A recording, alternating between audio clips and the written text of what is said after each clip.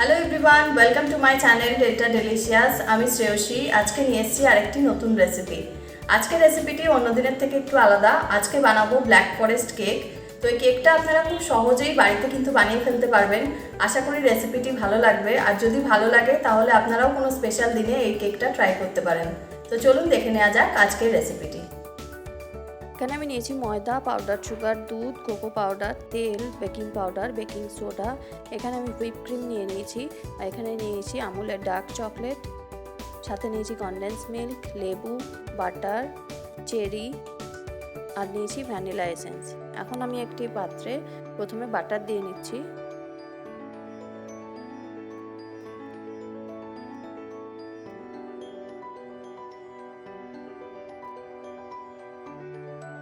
এরপর আমি এখানে দিয়ে দিচ্ছি তেল। আমি এখানে রিফাইন অয়েলটা ইউজ করছি। অয়েল আর বাটারটা আমি এখন ভালোভাবে মিক্স করে নেব। প্রথমে ভালোভাবে মিক্স করে নিতে হবে।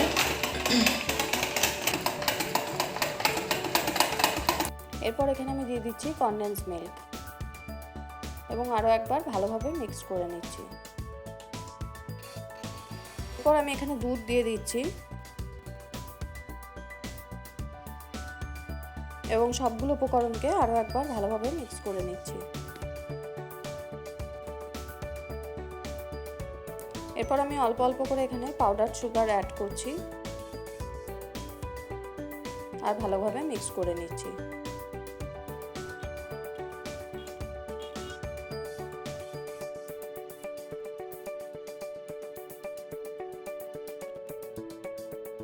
এখন এখানে আমি ময়দা অ্যাড করে নেব। ময়দাটা অল্প অল্প করে দিতে হবে আর ভালোভাবে মিশিয়ে নিতে হবে।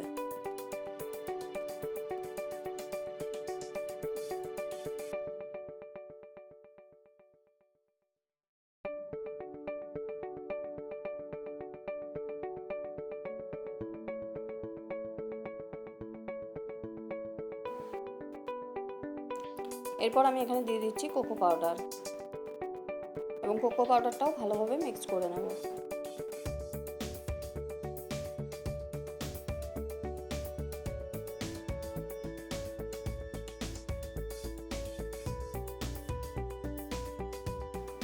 এরপর দিয়ে দিচ্ছি এখানে বেকিং পাউডার, একই সাথে দিয়ে দেবো বেকিং সোডা।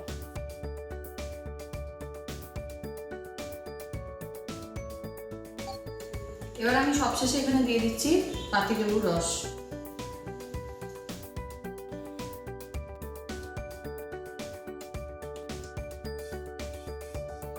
আমাদের কেকের ব্যাটারটা তৈরি হয়ে গেছে। এরপর কেকটাকে বেক করে নেব। লেবুর রসটা দেওয়ার পর কিন্তু বেশিক্ষণ ওয়েট করা যাবে না, এরপর সাথে সাথে কেকটা বেক করে নিতে হবে। আমি সবশেষে এখানে দিয়ে দিলাম ভ্যানিলা এসেন্স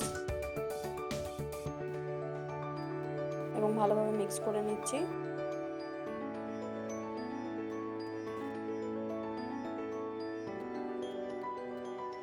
এখন আমি কেক টিন নিয়ে নিয়েছি এবং এখানে একটা বাটার পেপার দিয়ে কিছুটা অয়েল ব্রাশ করে নিয়েছি। এরপর কেকের ব্যাটারটা আমি এখানে ঢেলে দেব।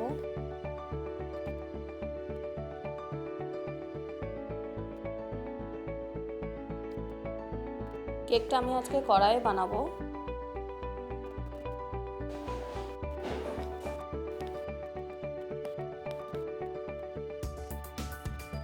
আমি গ্যাসে একটা কড়াই বসিয়ে দিয়েছি এবং এখানে একটা স্ট্যান্ড দিয়ে দিয়েছি, কিছুটা প্রি হিট করে নিয়েছি। এরপর আমি এখানে কেকের ব্যাটারটা বসিয়ে দেবো। খুব সাবধানে বসাতে হবে, কড়াইটা কিন্তু খুব গরম থাকে। এরপর আমি ঢাকনা দিয়ে ঢেকে দেবো এবং ঢাকনার ছিদ্রটা আমি একটা লবঙ্গ দিয়ে ঢেকে দিয়েছি। আমার কেকটা বেক করা হয়ে গেছে। এরপর আমি মাঝখান থেকে এটাকে দুটো ভাগে কেটে নেব।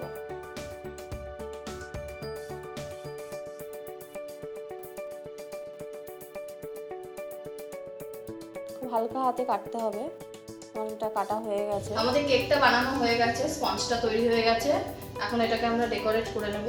এর জন্য আমি এখানে নিয়ে নিয়েছি হুইপ ক্রিম, আর চকলেটটাকে আমি গ্রেট করে ফ্রিজে রেখে দিয়েছি। আর এখানে নিয়ে নিয়েছি চেরি সিরাপ। এটা কিছুই না, চিনি আর চেরি দিয়ে জলে একটু ফুটিয়ে নিয়েছি, তৈরি হয়ে গেছে চেরি সিরাপ।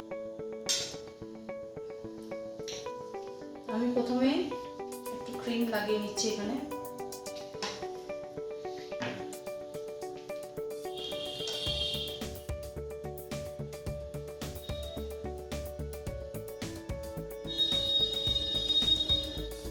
স্পঞ্জটা বসিয়ে দিচ্ছি। এরপর আমি স্পঞ্জের ওপর দিয়ে কিছুটা চেরি সিরাপ দিয়ে দেবো। এতে কিন্তু কেকে একটা চেরির ফ্লেভার আসে এবং কেকটা কিন্তু ভীষণ সফট হয়। কিছু কুচনো চেরি যদি থাকে সেটাও আপনারা ওপর দিয়ে দিয়ে দিতে পারেন।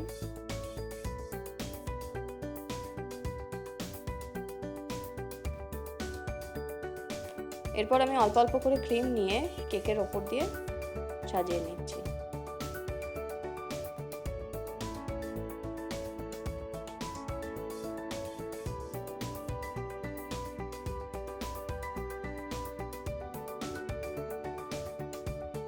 আপনারা যেরকম ক্রিম পছন্দ করেন সেরকম পরিমাণে ক্রিম দিতে পারেন।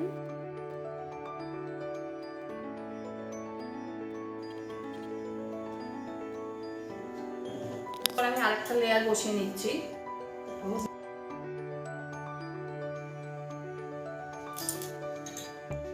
একইভাবে চেরি সিরাপ দিয়ে দিচ্ছি।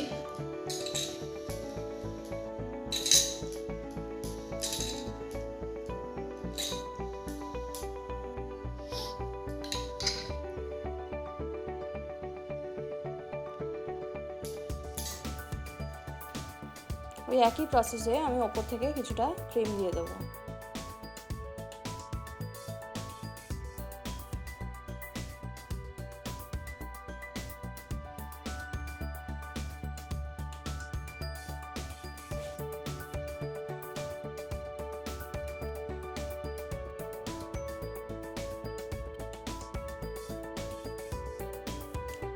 ব্ল্যাক ফরেস্ট কেকে কিন্তু ক্রিমটা বেশি স্মুথ না হলেও অসুবিধা হয় না। সাইড দিয়ে যেহেতু চকলেটের লেয়ার থাকে সেজন্য কিন্তু খুব একটা বোঝা যায় না।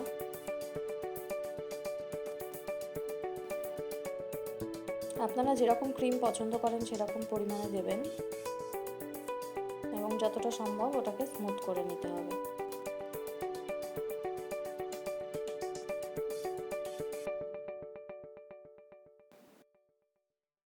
এখানে আমি গ্রেটেড চকলেট নিয়ে নিয়েছি। এটা আমি ফ্রিজে রেখে দিয়েছিলাম, বাইরে রাখলে কিন্তু গলে যেতে পারে। এরপর আমি চকলেটগুলো আস্তে আস্তে কেকের চারপাশ দিয়ে দিয়ে দেবো।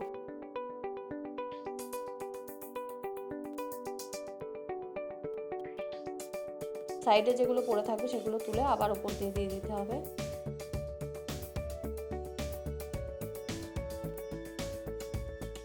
এইভাবে চারিপাশ দিয়ে চকলেট দিয়ে ডেকোরেট করে নিতে হবে। আমি কিছুটা চকলেট ওপরেও দিয়ে দিচ্ছি।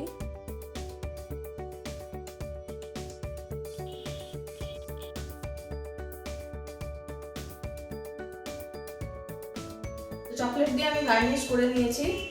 এরপর আমি আরেকটু ক্রিম দিয়ে ডেকোরেট করব।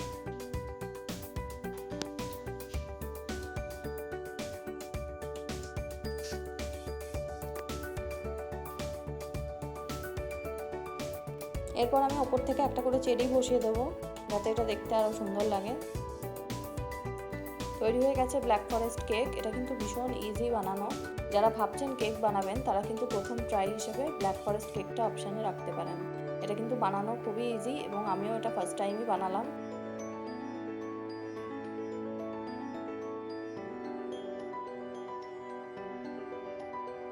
তৈরি হয়ে গেছে আজকের রেসিপি ব্ল্যাক ফরেস্ট কেক।